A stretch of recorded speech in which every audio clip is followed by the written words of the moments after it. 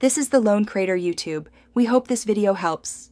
You begin by choosing the right lights and placing them so the scene reads on camera.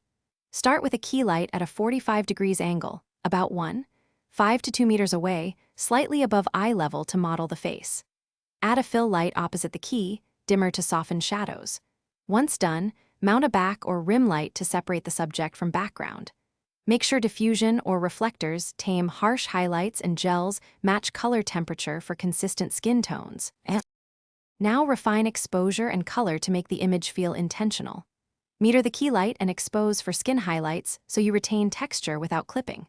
Once metered, set camera white balance or apply 3200K/5600K gels so lights harmonize.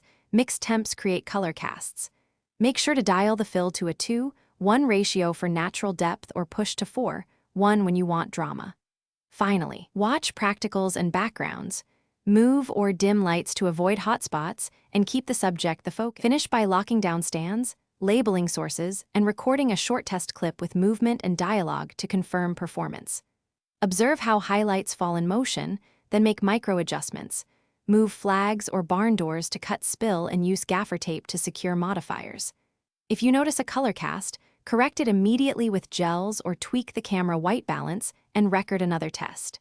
If shadows are too harsh, add diffusion or a reflector. If hair light bleeds, lower intensity and reposition for a cleaner edge. Thanks for watching. Consider subscribing if we helped you.